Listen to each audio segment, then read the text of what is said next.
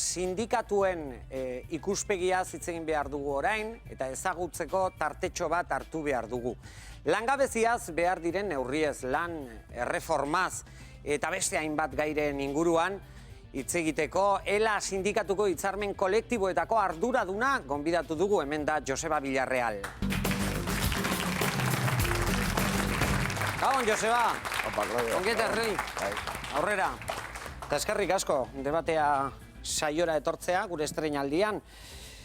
Ez dakit entzuteko, hemen esandako gauzak entzuteko aukera izan duzun? Bai, eskerrik asko zuei ere gonbidatzagatik eta bai, entzun ditut, bai. Zurekin, batez be langileen egoeraz hitz egin nahi dugu. 2012ko langabezia datuak ikusi ditugu. Txarrak. Tristeak, oso tristeak, gogorrak eta latzak.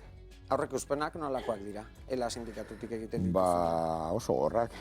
Hemen Iñakiren egoera ikusi dugu eta zoritxarrez, tamalez, Hego Euskal Herrian eta Estatu Espainiarrean Iñaki asko daude, familia askotan, egoera diferentekin, eta epe motz edo ertainean ez da aldaketarako ikusmira hundirik aurrikusten. Nik lan erreforma esaten badizut, Joseba, zer esango zenuke? Lan erreforma entzun da niri eraso gogorra datorkit burura. Oreka, inoiz oreka egon baldin bada, langile eta enpresa buruen artean egon baldin bada, azken urtetan ez da egon, baina otsailaren 12 desoreka ikaragarria. Ikaragarria da lan erreforma honek ekarri duena. Lan erreformek ez dute enpleguri sortzen, begibistan dago. Hori argi daukazu, Ez, oso garbi dago, datuak hor daude. Zertarako erabili da orduan lan erreforma? Lan erreforma erabili da kaleratzea merketzeko, erabili da lan soldatak behera botatzeko, erabili da babes kolektiboa ahultzeko, erabili da langilea oraindikan ere bakarriago sentitzeko eta sentiarazteko. Krisi egoera batean gaudenean, enpresariek ere esaten dute, gerrikoa estutu behar dela, guztiok estutu behar dugula. Langileek hori onartu behar aldute, esan nahi dut, langileentzat gerrikoa estutzea da soldatak jeitsi, lan ordutegiak luzatu, hori langileek onartu behar aldute. Hombre, ikusi behar da, norberaren gerrikoa zulo gehiago badauzkan, ez? Nik uste langileon gerrikoa zulo gutxi dauzkala orokorrean. Hori da, lehen aipatu da bezala, ez da? Itxasontzi berdinengoa zela, ez hemen batzuk itxasontzian doaz eta beste batzuk pateran. Norabide ezberdinetan gainera, eta itxasoaren egoera oso diferentekin. Batzui haizeak eta itxasoa alde dago, eta beste batzuei kontra daukagu guztia. Beraz, kontua ez da zenbaterainoko margena daukagun, gehiago sufritzeko eta gehiago murrizteko eta zulo gehiago egiteko zapateroaren eraman eta beste zulo bat egin, ez da. Hori ez da kontua da, atzo ere datuak atera ziren, direktiboen soldatak 3% igo dira, bataz beste 75.000 euroko soldata daukate Hego Euskal Herriko direktiboek, langileen soldatak 1% egin dute bera, 20.000 euro inguruko soldatarekin, beraz, kuriosoa dana da, krisi egoera honetan, gutxien irabazten dutenak, gutxiago irabazten dute. Eta gehien irabazten dutenak, gehiago irabazten dute. Bueno, eta zer egiten duela sindikatuak hori konpontzeko? Ahalegin ugari, nahiz eta askotan gehiegi ez nabaritu eta askotan nabari arazteko ere arazoak jarri, ez da? Guk mobilizazioak egunero dauzkagu, gure iritzian egoera honi aurre egiteko. Bueno, historian zehar gertatu izan den bezala, beti gertatu izan den bezala, aldaketa sakon eta sendorik ez da ematen mobilizaziorik gabe. Hau ez da inungo bulegotan konponduko, hau kalean irabazi beharreko zerbait da, eta kalean buelta emandeko zerbait da. Hemen ez dago neguko palaziorik, ez dago hartzeko neguko palaziorik, egongo balitz dagoenekoan egongo geinake aspaldi. Hemen gure bakoitzaren palazioa egunero konkistatu beharra dago. Esaten duzu kalean konponduko direla gauzak. Dudarik gabe. Bulegoetan ez. Orduan, Juan Maria Aburtok badakizu Jaurlaritzako lan sailburuak hasi du erronda hori, Konfebaskekoekin bildu ondoren, hainbat sindikatuekin biltzeko, ja dagoeneko batzuekin bildu da, eta ELA sindikatuak esan du, baietz, joango dela, ez, bilera horretara. Noiz joango da? Noiz izango da bilera? Hurrengo astean, hitzartu dugu hurrengo asterako hitzordua, atzo hitzartu gentuen, urrengo asterako hitzordua, eta egongo era, noski Egun baietz. finkorik ja jarri. Bai, noski egongo era, aste artean. Aste artean. Arratsaleko 7:00. Hori notizia da, badakizu. Bueno, Guretzat behintzat bai. Bueno, esklusiba baldin bada, lehenengo programarako, ongi etorria. Baina gu aburtorekin biltzen gera, eta gurekin bildu nahi duen edozeinekin biltzen gera. Nola, esan duzunez, ELA sindikatuarentzat konponbidea kalea mobilizazioarekin lortzen dela eta ez bulegoetan, zer, edo ze asmorekin zoazte bilera horretara? Gauza bada, konponbidea kalean egotea, eta beste gauza bada bakarrik kalean egotea. Guk bakarrik kalean ez gaude, orain garbi daukagu, kaletik etorriko dala egoera honi buelta emateko benetako aukera orain agintariekin, gobernuan sartu berri direnekin, eta lehen egon zirenekin, eta bihar egon daitezkenekin, eta egon nahi dutenekin, gu beti gaude prest gure informazioa emateko, gure iritziak mahai gainean jartzeko, eta batzuen eta besteen asmoak kontrastatzeko. Nola ikusten duzu gobernu berria? Esan nahi du?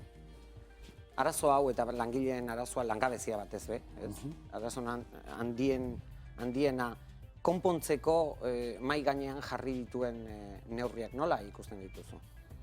Hombre, nik ikusi, oraindik ez ditut ikusi. Oraindik. Asmoa edo susmoa, ez dakit, lehengo lepotik burua, esan nahi dut, ez dira berriak, ikusi izan ditugu aurretik, ikusi izan ditugu tartea, beste erakunde batetan. Gu garbi daukaguna da, eta hemendik garbi izan nahi dugu berriro ere, emaitza ezberdina lortzeko, gauza ezberdinak egitea ezinbestekoa da. Hau da, orain arte hartutako neurriek nolako fruituak ekarri dituzten, guztiok ikusten ditugu egunero. Beraz, zerbait diferentea nahi baldin badugu, derrigor politika diferenteak egin behar dira. Guk, lehendakari berriari, ausarta izateko deia egingo genioke, desobedientzia ezinbestekoa da gaur egungo gizarte honetan inposatu nahi dituzten politiken aurrean. Ez dago politika berdinik egiterik, murrizketaren bidetik, murrizketak bakarri langabezia ekarriko dute. Desobedientzia nori? Desobedientzia sistemari, desobedientzia murrizketako rezeta bakar hori, hau da, Iñakik esaten zuen, ezta? Claro, jubilazioak atzeratzen baditugu, langabetuek aukera gutxiago ukiko dute lan merkatura sartzeko. Lanaldiak igotzen baditugu, langabetuek arazo gehiago ukiko dituzte lan merkatura inkorporatzeko. Soldatak murrizten baldin baditugu, jendeak kontsumitzeko aukera gutxiago ukiko du eta beraz merkatua gutxiago mugituko da. Beraz, langabetuek aukera gutxiago ukiko dute lan merkatura inkorporatzeko. Beraz, edo pizgarriak diren politikak bultzatu eta inprimatzen ditugu, edo bestela ez dago zer eginik. Fiskalitatea oinarrizkoa. Bai, desobedientzia esaten duzu beraz, estatuko gobernuak finkatutako neurriei.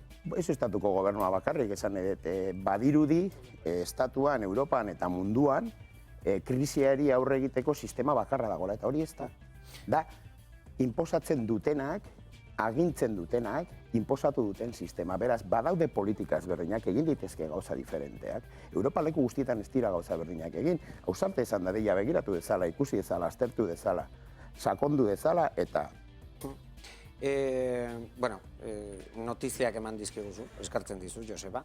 Lehenengo programa dalko. Euskarrik asko, estimatzen da. Hala eta guztiz ere, beste opari bat emango dizut, iritzia emateko aukera, alegia. Oparia ez dakiten, baina hemen iritzia eman ahal izango duzu. Hala eta guztiz ere, gaueko azken orduko albeste bat zurekin komentatu nahi dut, Joseba. ELAko eta Bilduko kide batzuek idatzi bat bidali diote Txiki Muñozi, ELA sindikatuko idazkari nagusiari. Idatzi horretan, zuen sindikatuak Ezker Abertzalearen eta Bilduren kontra jarrera erasokorra hartu duela salatzen dute. Bueno, hala da, guk bagenekien, nik beste organizazio batzuetan ez dakit, baina ELAn militanteak zuzendaritzari kritika egitea, gauza nahiko normala da, egunero gertatzen diren gauzak dira, eta guk gure eguneroko martxan lantzen ari ginen, jende horren iritzia, eta gaina iritziak iritzi, eta askatasun guztiarekin hartutako iritziak izaten dira. Gertatu dena da, hori komunikabide batzuetara iritsi da, eta hori ez da gure ardura. Komunikabideetara zergatik iristarazi duten ze intentzioarekin eta zer bilatu nahi duten horren atzetik, hori argitu beharko dute komunikabideetara bidali dutenak. Guk gutun horren ezagutza izan genuenetik eta badira 2-3 aste. Hurrengo egunean harremanetan jarri ginean gutun hori idatzi zuten batzuekin, gure burua presta saldu gendun beraiekin eztabaidatzeko, egunero gertatzen den bezala, sindikatu demokratiko baten eta sindikatu bizi batean. Eta hortik aurrera, basoaren aurreak zuhaitzan jarri nahi dituztenak, zuhaitza jartzeko, baina basoa hor dago. Basoa hor dago. Guk basorik ez plaza bat daukagu. Gonbidatzen zaitut, txalo bat, Joseba Villarreal, eskerrik asko. Eskerrik asko zuri. Eskerrik asko zuri. Eskerrik asko. Aurrea, mesedez, eseri zaitez gurekin.